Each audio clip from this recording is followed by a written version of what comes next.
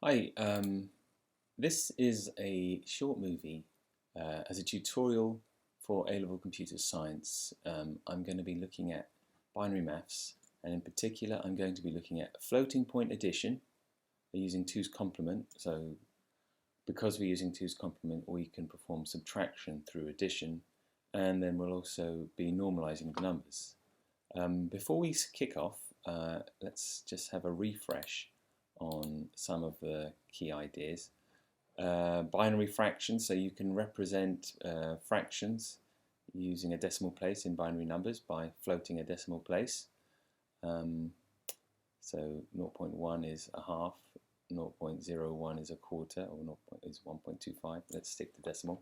And then there's probably, I found that actually it's probably a good idea to get used to the common binary decimal numbers you'll come across. So 0.11 is 0.75 and 1111 is 0.875 and 0.011 is 0.375.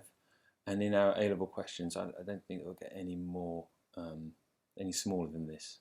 Apologies for the other combinations.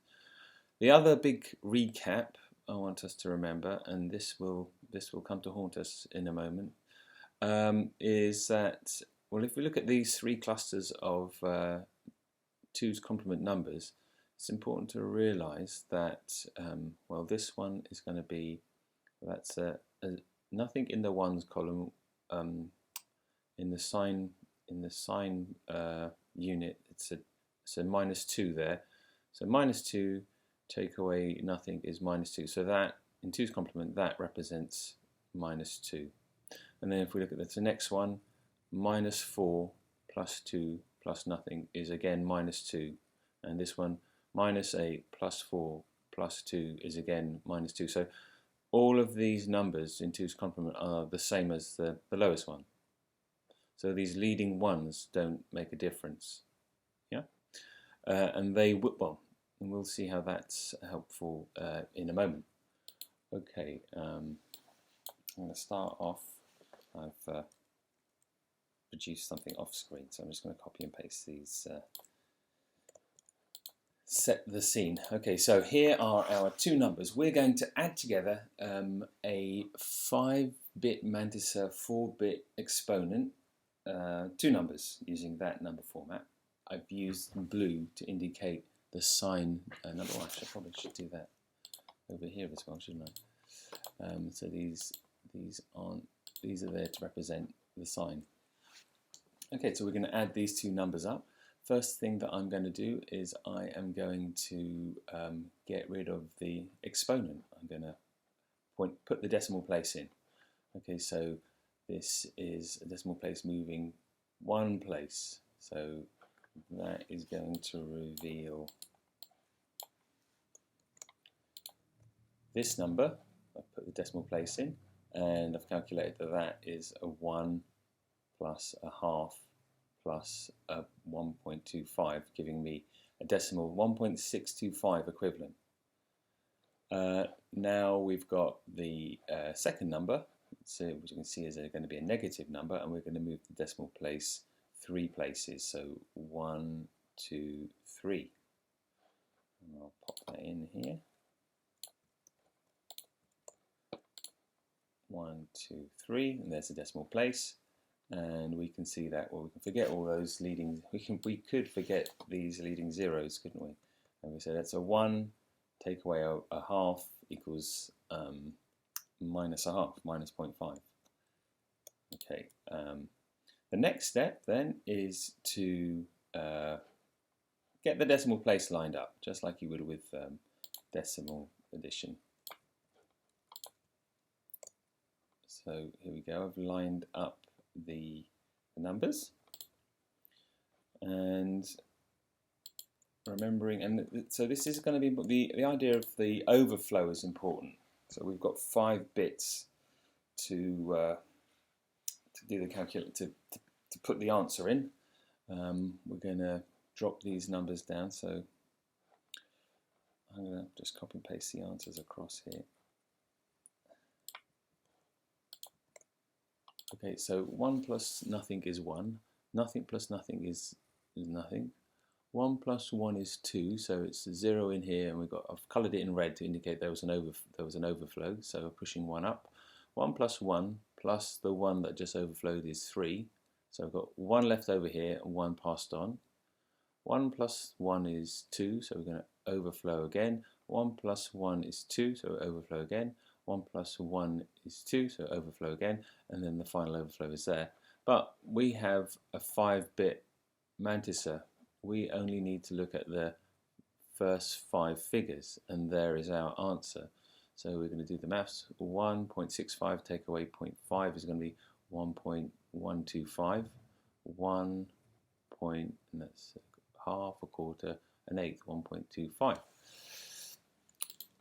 So I'll just pop the answer in there, yeah. And we can get rid of the overflow numbers to make the answer look a little clearer, and we can normalize it, so we can put our exponent back in. So the decimal place is moving 1 place, so we need to put a 1 in the exponent. Mantis exponent, I'm going to keep repeating that. Okay, so there is the normalized answer with the 1 in the exponent, and there's the other answer. So far so good, but there is a complication, and we're going to look at that now. So when we start adding multiple negative numbers, so in this negative number, when is it difficult? When the negative number is smaller than the positive number, then we need to start adding 1s in the gaps. So, I will demonstrate. Okay, so we're going to use a larger set of numbers this time. Okay, so here we go. So we've got 3 numbers to add up, and 2 of them are negative. Okay, so the first step again is to park the exponent. Park the exponent. So we can expand. So the first one, move the decimal places 3 places. So the first number 1, 2, 3. Our positive number is parked here, and we can see that's a 2 and a 4, so that's 6.5. 6.5. Okay. The next one is got exponent of 1, so we're going to move the decimal place 1 place. Okay, so I'm going to work that out. I'm going to demonstrate using I'm going to demonstrate over here what that number is. So I flip the numbers over and I add 1 to find out that that is actually the negative representation of 1.875.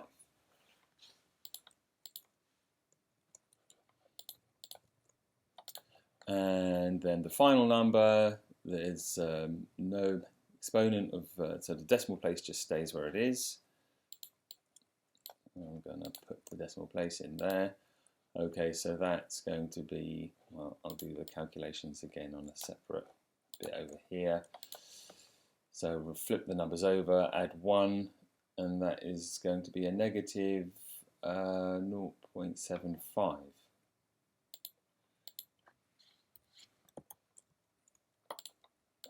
I'll just pop that in.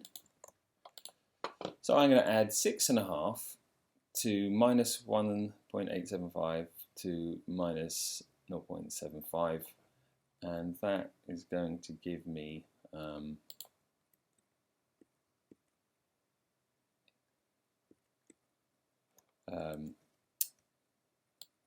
answer of minus 3.875. Yeah, so I know what I know what I'm heading towards, and that's going to, well, let's see how we go. Okay, so the next step, as you remember, is to cue these numbers so the decimal places line up. So there's my first number, and here's the second one. Now I'm going to add, I've added an additional number in here. I've put a 1 in front of my negative number when it cues in above the number above. Does that make sense? Oh, that's a bit rough. So I'm just going to, oops. So there's the number in here. Because it's a negative number and I've moved the decimal place, I have to place a 1 in all the gaps where it's going to be used. This column is going to be used because there's a number ahead of it, and because it's a negative number, I have to replace that with a 1 rather than a 0. Okay. So same again. So for the next number, you can see, whoa, there's 2 spots where I need to introduce 1s to fill in the gap. So I've got to put a 1 in here because it's a negative number, and I need to place that into that spot, and then another 1 in there. Okay. Now I can perform my addition. Okay, so I'm not going to ignore. I've only got 5 bits to play with, so it's looking pretty tight. I might get an overflow. Remember, the overflow could be not that the number's too big, but that the degree of accuracy, the fraction I want, can't be contained. Let's see how close we get. Okay, so the first 3 additions are pretty straightforward. The 1 plus 0 is 1, 0 plus 1 is 1, 1 plus 0 is 1. Looking so good so far. Now let's look at the next step. Decimal place drops in. Nothing plus 1 is 1. Okay, now complicated. 1 plus 1 plus 1 is 3, so that's 1 with a carry of 1, so push 1 to the next one. 1 plus 1 plus 1 is what? 3 plus the 4, so it's going to be a 0 with a carry. And I've used yellow to indicate that this number is actually is already overflowed. We've got a 5-bit mantiser. We've already overflowed, so this number is already immaterial. Okay, so we've got 1 to push through. Nothing plus the 1 we've overflowed means that that number is 1. We have our answer here. Oh, we have our answer here. Oh, and we have got a problem, haven't we? We've got a problem in this one. All right, so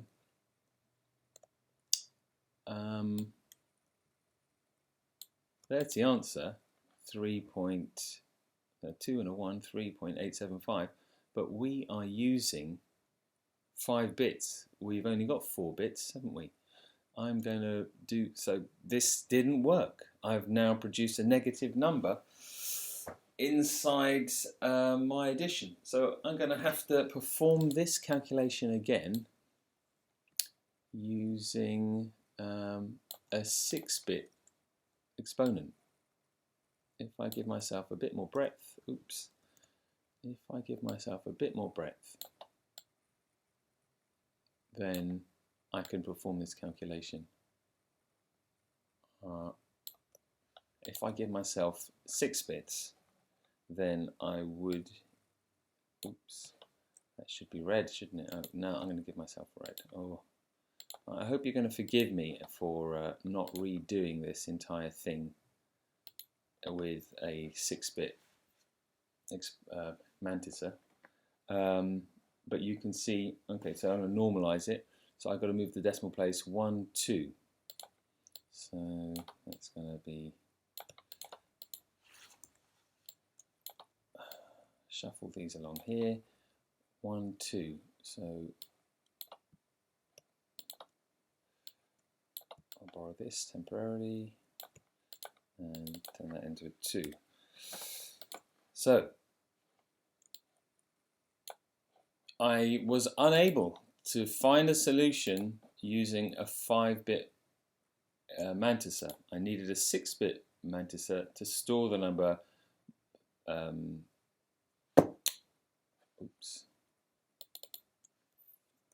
To store the number. Oops, that's wrong there. Oops. Whew. Nearly started to cry there. To store the number 3.875. Okay. All right. I hope that helped. Bit of visible struggle. Yeah, that was quite tricky, wasn't it?